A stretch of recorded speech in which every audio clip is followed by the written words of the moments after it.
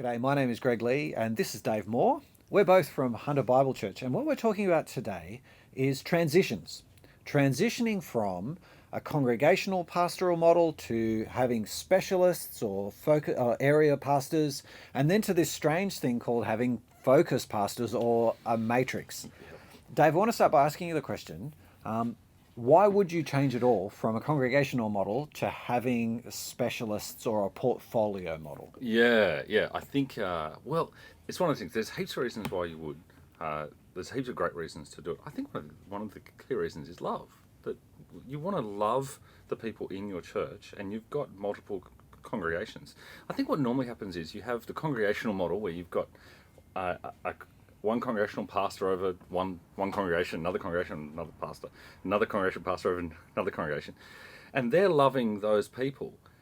But part of the thing is everyone's got different skills and different strengths and that type of thing, which means these people in this congregation, they're getting loved really well in this particular way, but not getting loved very well in the other ways, because that guy's just not particularly great at everything. And this guy is loving his congregation in this way, but not particularly great in the other way. And we like to think that we're really good at loving people in lots of ways, but the reality is we don't.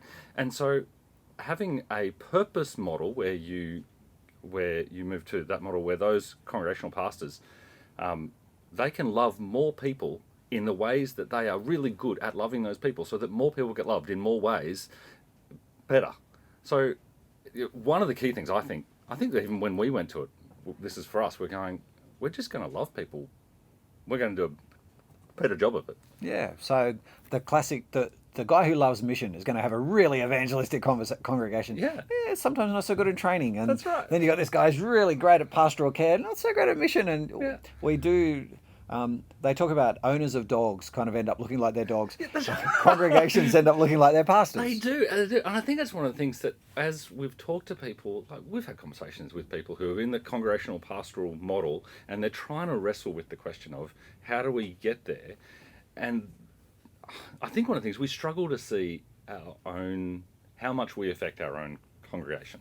Yeah. So I remember when we went through this as a church, the congregation that I was part of, what happened on Sunday, we put all this effort into Sunday, and I was really keen on this Sunday. Our growth groups were falling apart. We had growth groups that some of them weren't meeting, some of them, their leaders were in all this issue, and I had no idea what was going on type of thing. But one of the other congregations we had, their growth groups were fantastic. Like people in growth groups and growth group leaders were well fed and that sort of thing, but their Sundays were pretty average, they just didn't happen. And so as we looked across, we can love people better. And I think that's a really key driver for it, because it's a really hard move. I think it's a really hard transition to go from being a congregational pastor to being a purpose pastor and looking across a whole church, because you're losing that, I don't know, what do you call it, that kind of model of these are my flock, this particular group, and being able to separate them out. I don't know, what do you call that? Well, I think that raises a great question I want to put to you, that often people will say, so who is my pastor? Yeah. What's your answer to that? Oh, well, you get more pastors. That's the answer. That when you're in one congregation and you've got your congregational pastor, that means whatever issue you've got, you can only speak to that person, that guy. But when you go to the purpose model, you've got these multiple pastors, and they are looking after everybody. And so you can go, I've got this issue with this, or I've got this issue with that, and I might go and speak to this guy about it, and I might speak to this guy. And I actually think that's a really biblical model, that you have a team of people, you have a team of pastors who care for you, not just one person who, if you don't click with that, it doesn't actually work. I actually think it's one of the reasons churches can grow better. That so often, we don't want to think about it this way, but so often people come along to church and they make all these decisions, and one of the decisions they make is what they think of the bloke at the front. And that they shouldn't, that's not a great way of making a decision. But if you've got group of people, that means they go, oh, well, yeah, I can see that there, but that guy, I really resonate with that guy, and even though, Well, that raises the next question that people often have, and that is they'll say, look, this sounds really great, but that means you've got to employ 5 people. And we can't afford to employ 5 people. There's only 50 of us in church. That means we can't afford to move to this portfolio model. What do you say to that? Well, yeah, I think one of the mistakes of the portfolio, the purpose model, staffing for purposes, is that you is that you think that you have to have a guy for each of them, when really it's a way of thinking, isn't it? It's a way that you go, we're going to think about our congregations through this lens, and at that point you can invite lay people up into those responsibilities to take responsibility for their church through that particular lens, that particular purpose. It means if you've got that small church of 50 people, if as you're the senior guy, you might go, oh look, I looking at myself, I'm good at this and good at this, but we're not particularly missional. We're not great. But this person in my church really is. So I'm going to use them. I'm going to get them. I'm going to raise them up. So I'm going to give them loads of responsibility in shaping the culture of our church, because this is the thing I'm actually not that great at, and I'm going to free them up to do it. And as the church grows, then you can kind of buttress those roles with more people. Yeah. Now, one of the things people ask is, are these portfolio guys actually even pastors at all? Because they're not preaching. They're not leading a Bible study necessarily. They're running an area. Aren't they? Don't they really just boil down to becoming event managers? You've got me. Yeah, it all falls apart at this point. No. Oh, I think it helpfully challenges our idea of what pastoral ministry looks like, because all those guys who are taking that responsibility, they care pastorally for everybody. And to think that the only way that you can possibly care pastorally for people is by standing out the front and preaching, I think I want to gently say, I think you've got a shallow view of what pastoral ministry is. Having said that, these guys, as they build teams and they care for church, their ability to gather those teams together, what do you want them to do at that point?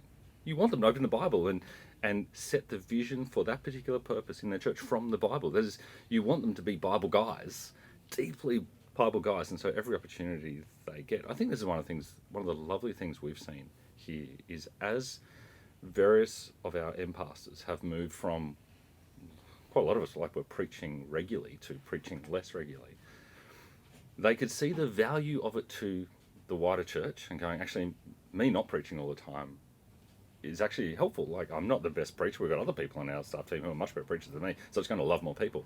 But when I get my people together, we see our M guys opening the Bible with them and loving them, and yeah. You've just raised the next big question that people often have, and that is, look, I love the broadness, the scope of the things that I do. So I love that I can preach, and I also get to lead a growth group, and I don't so much love organising camps, but I get to do that, and I get to do visiting in hospital, and I get to...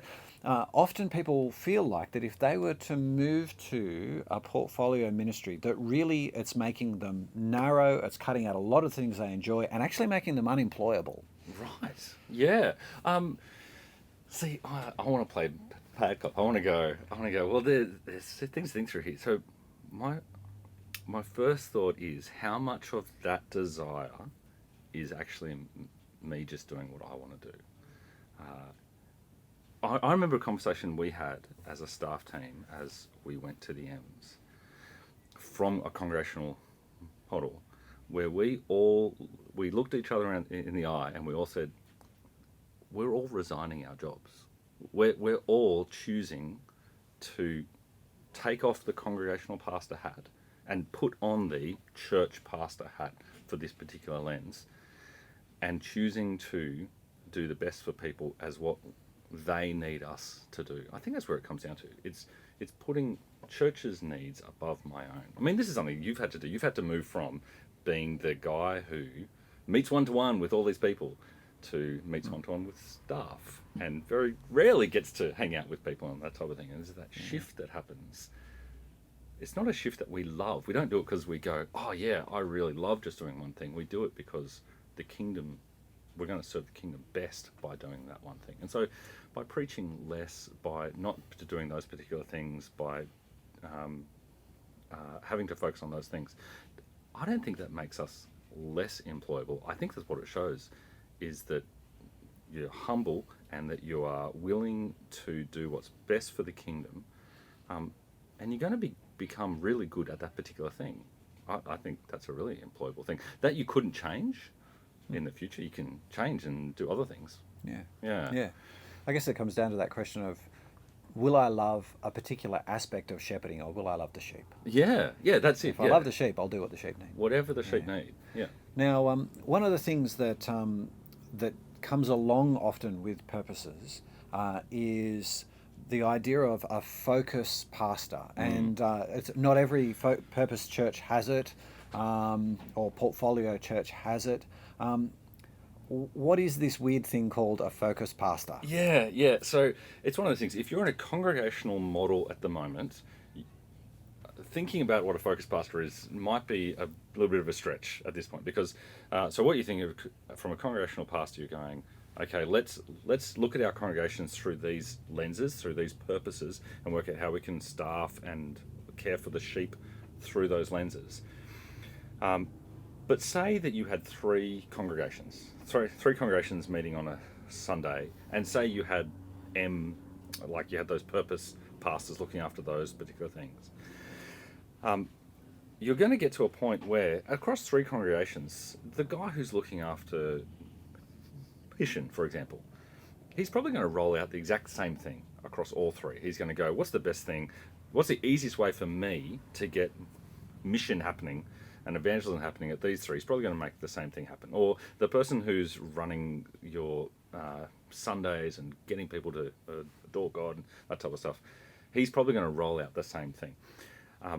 And their ability to be, I suppose, creative and indigenize what that looks like for those three congregations gets harder the more congregations you add. So I think when you've got two congregations, that's fine, and one of those guys can look after that. Three congregations, they can stretch to it. Four congregations, I think everything becomes so vanilla, and it's too hard for them to think into those things. So at that point, maybe three congregations, it's worth having someone else who just thinks about each congregation and just goes, how do all these portfolios, how do all these purposes fit at this particular congregation? What does it look like for this congregation to be growing in maturity, to be magnifying God, to be evangelistic, to be serving each other, all that type of stuff?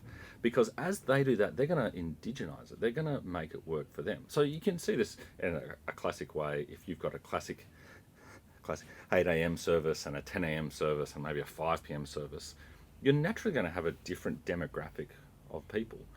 And so you want your portfolio pastors, your purpose pastors, to make their thing work really well for that group of people.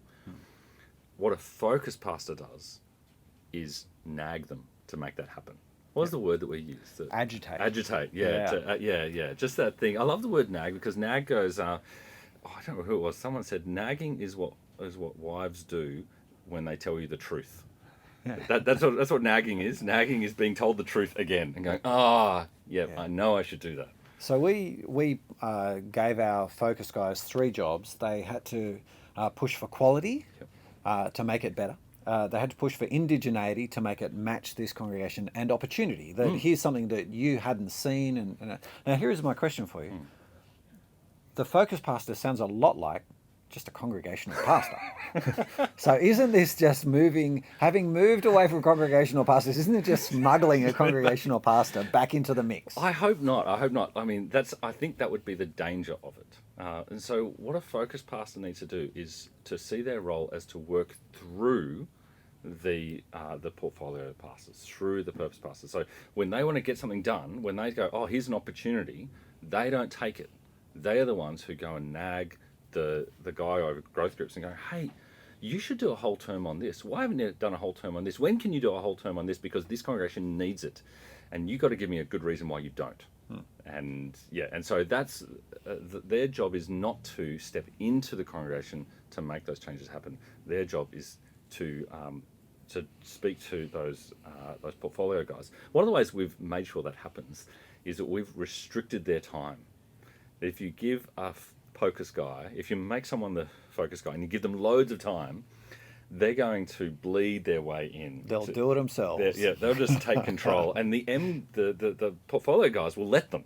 The portfolio guys go, that's one less thing I need to do, and that type of thing. And so we try to reduce their time, so their only lever that they can pull is tapping the M guy on the shoulder and going, hey, I want this done. Yeah, so it's kind of like a gearbox, isn't it? Yeah.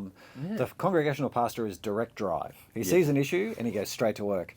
The focus guy, he's got a gearbox, and that is these 5 gears of the various portfolios, and he's driving through that. Yeah. He doesn't actually do anything himself necessarily. Yeah. And that makes for a very interesting conversations. It makes for an interesting dynamic on a staff team, because you've got someone who is constantly nagging the guy who feels like he's got responsibility and authority, and that means that your portfolio guy has to be really open to that nagging. They've got to welcome it, no, this is the very best thing, and they've got to buy into the idea that someone's going to be on their shoulder going, make this work for my congregation, not just everywhere. Okay, so here's my last question, and it's a tricky one, and that is, this feels really complex and overblown. See, I've got a lovely, nice system, congregations and pastors, shepherds and sheep, and you're talking to me now about 4 or 5, 3, 4, 5 portfolio pastors, and then someone who works a day and a half a week in the congregation. This is a matrix. This requires a degree in mathematics, Dave. Why on earth would I move from the lovely simplicity of a congregational pastor system to the seeming complexity of portfolios and even then focus pastors? Yep. I think I'd say because you're doing it anyway. In the midst of this, what you think is simplistic congregational thing, all these things are happening, or in actual fact, they're not happening. They're happening badly. Yeah. That is, your church is running on systems, is running things, and is making decisions, and there's a culture already there. The reality is, it's not being thought about. It's not being investigated. It's not being pushed. It's not, opportunities aren't being taken. It's not running the way it should do.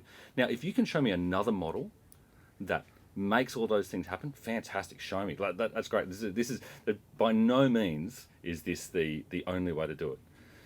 But when you care about sheep, and you're convicted about this is the things we want to see our sheep grow in. We want this ecosystem to work so well and to be growing in all these ways, and we want this for our whole church. And we're desperate to make sure it happens. You care about it to the point that you will build, if it takes complexity to make sure it happens, then it's worth it. That is, at what point do we let hard things stop us from doing things that are good? You don't. If things are good, and it's hard to do it, and you do it. So that's what I'd say. So it boils down to love. Boils down to love. Good. All right. Thank you for your time, Dave. Thanks.